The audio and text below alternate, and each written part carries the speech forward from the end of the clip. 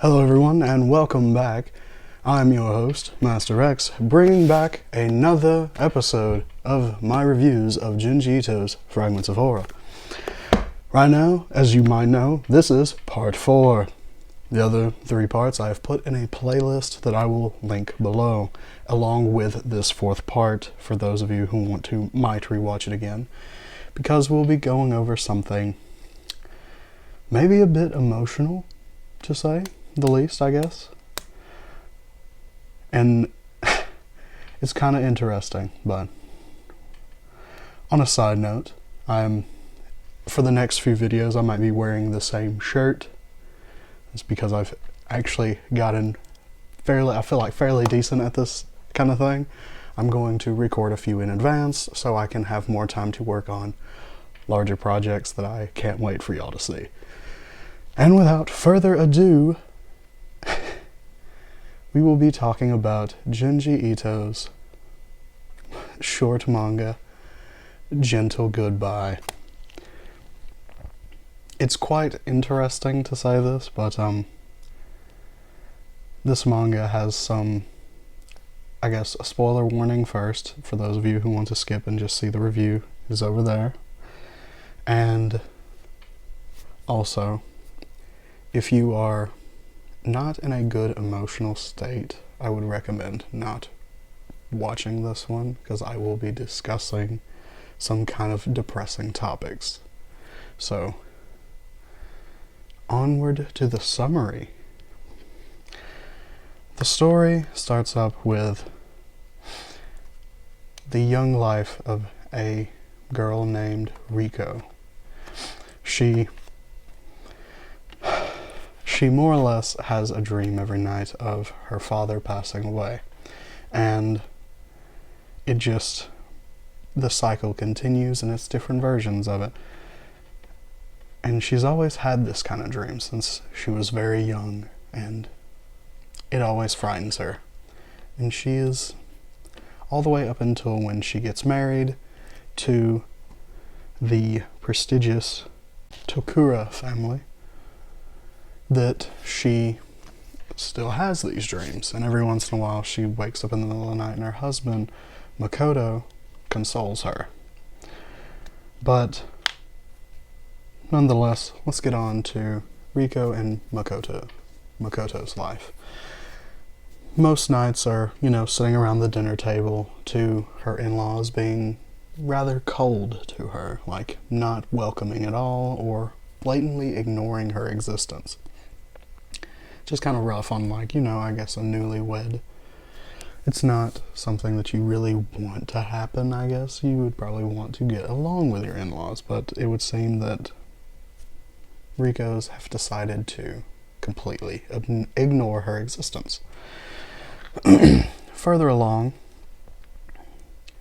she meets some other parts of the family, such as Makoto's great-grandfather and his great-grandmother, which they are rather old, and all they give is a somber smile and a warm expression. They don't speak, they just kind of sit there. So to Riko, it's nothing unusual, the cold welcome. So she kind of, just kind of sits there. And then that night, she has the dream of her father passing away, which it's a very sweet dream, except for, the death part, where her father's last words are you enjoying your marriage to Makoto? And she wakes up after he flatlines in the hospital, that she wakes up at home with her husband consoles her, and the next day happens. The next day, she's walking around, and she sees what seems to be a ghost in the background of their large mansion estate that they live at, and she sees what looks to be like a ghost of a woman. Later that night, she talks to Makoto about it, and it turns out that that is his great-great-grandmother, who is 125 years old. That's old. Rather old indeed. Moving along at a more, I guess, somber pace, the next year, Makoto's grandfather passes away, and they go to the funeral. And after the the meeting of people and stuff like that, you meet people who were friends and relatives meet and stuff like that. Eventually, the whole family gathers in the room to do a strange kind of ritual, which is they all gather together and pray fervently, as they say, and they bring him back. And later that night, Makoto explains to Riko that it is called an after image, that it feels like you're touching them, it feels like you're talking to them, but it's nothing but a delusion at that point, because they're not really there. It's kind of, you touch them and you feel like you're touching them, and you speak to them and they reply back with what you would expect them to reply back with, not some profound, you ask them hey, what happened to this thing? And they're like, oh yeah, no, I stole it. It would always be like a expected reply, so it's, oh, okay, nothing dramatic happens. So it feels more of like a shared delusion with the family, but at the same time it's quite a peaceful delusion. And moving on from that night, Riko actually asked her husband, hey, when my father passes away, could y'all make an after image of him for me? And he says he'll have to ask his family. That night, he does indeed ask his family, to which they say, no, that's ridiculous, we can't do that, our family image. And then as they're talking about their family image, Riko comes into the room and hits the ground and starts apologizing. I'm sorry. She apologizes profusely because, it's kind of a cultural thing in Japan. Whenever you overstep your bounds, you usually apologize, which most places you don't do that. You just kind of ignore it until it goes away. But moving forward yet again from that, we have her sister-in-law, who was the only one that actually showed Riko any kindness, and she's probably, I would guess, about under the age of 10, and she's a sweet girl to her now sister-in-law. That night, Riko is curled up into a corner, and her sister-in-law comes in and consoles her and says hey, it's alright, they didn't mean, they weren't trying to be mean or anything, and consoles her. And as Riko is talking to her younger sister-in-law, she realizes from the oh, thank you so much kind of thing of touching her face, that she's translucent, that her sister-in-law is an after image of what was once a person. She talks to Makoto about this, and Makoto says, yeah, she's been dead for 10 years. And then there's a page of the sister-in-law and Riko's mother-in-law talking, and the younger sister looks up at the mother and says, can you please forgive Riko? She didn't mean anything by it. She was just, you know how she is with her father and stuff like that. She really cares for him. And the mother starts to cry because the little girl says, I never want to get married. I want to stay here and live with you forever. To which the mother starts crying, and the tears slide straight through her, because she's not really there. And so on. that's a really somber moment to think about. It really sets the tone of what the after images really do for the people. They really help the ones who were hurt the most by someone's passing.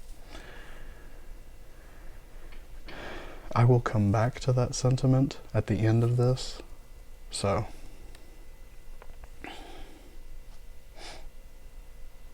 we'll be back to that. For the next 10 years, Riko is fervently, she goes to many more family funerals, experiences the after image creation a bunch of times, and she is fervently being, as you would say, a good housewife. She cooks, cleans, does everything, but still the same coldness is expressed to her by her in-laws. And eventually, even Makoto starts to give her this kind of cold shoulder, to which one day, Makoto forgetting his lunch at their home, she goes to catch up with him to give it to him, to which she sees him with a female co-worker. She heads back home, and then that night she confronts him about it. After a brief altercation, which Makoto did get a bit aggressive with it, and then he finally sits down and he explains it. And he looks at her and says, "On the night of our wedding ceremony, you were hit by a car and died instantly. I begged my family to create an after image of you, and they refused. So I went around bowing my head to all the branch family members, to which I got enough people to actually create your after image." And Riko sits there and is like, "That's not true, that's not right, that can't be." And he says, he doesn't say anything, he just looks at her, and you know right away that he wasn't lying. After hearing this, Makoto more or less is gone for the rest of the story. We can assume that he ends up marrying this co-worker of his, because, his wife has been, in fact, dead since before they were married.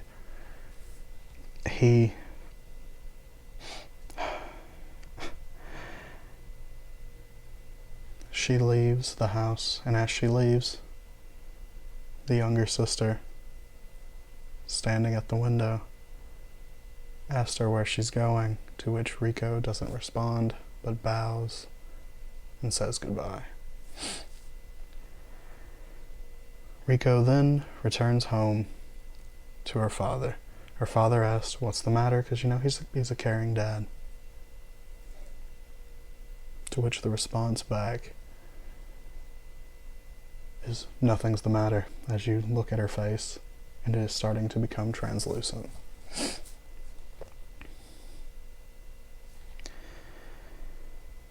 And she will spend the remainder of her time with her dad, now knowing that she does not have much time, because it's been about 10 years since she's been an after image, and the after image only lasts about 20 years. So her initial thought is, who will go first, me or my dad?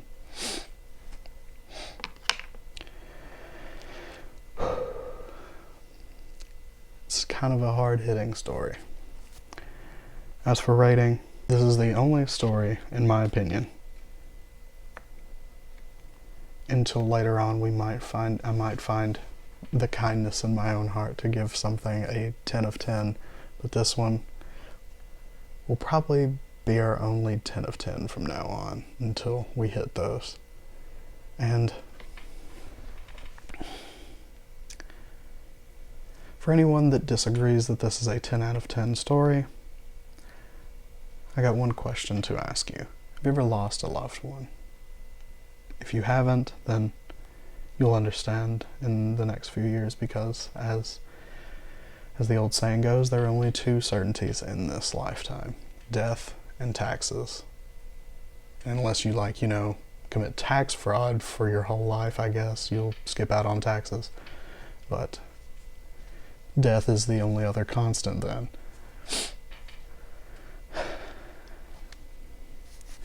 But if you could have that extra time that you were given by making an after image, would you make an after image of that person? Because you would get 20 years of your life to spend with this person that has passed away. And it's at the moment that they pass away. And you notice in the story that there is not a single person at these funerals that cry. Because they know that they got 20 more years with them. And to me that just feels so... If only that was actually a real thing that you could do, that you and your family could sit in a room and just pray fervently for that loved one to come back. If only you could do that. But sadly you cannot. And that's my one reason why I feel like this is probably, if you had the chance to have this happen, would you not take it? There's no theories for this video, it's just cherish the time that you have with people, because you never know when that time will disappear. And I know that for some of y'all I might be rambling on about this, but to someone out there, this means a lot to somebody.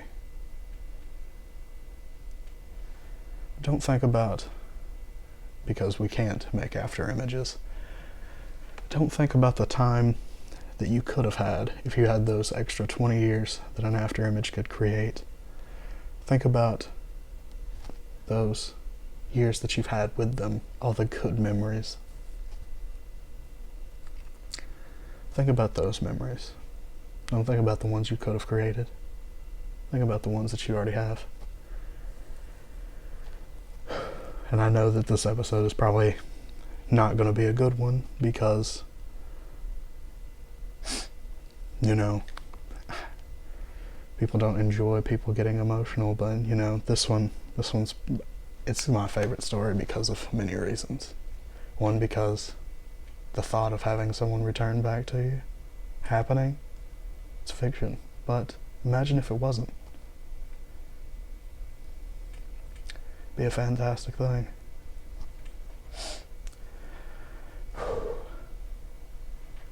It's a hard-hitting subject, I know, but if you can always keep in mind, it's never the time that you could have had, it's the time that you did have. But wouldn't you enjoy to have those 20 years? What helps you move on is remembering the good times and the bad, and how they got through the bad times. So with all that sad stuff out of the way, thank you guys for watching. I hope to see you on the next one, and goodbye.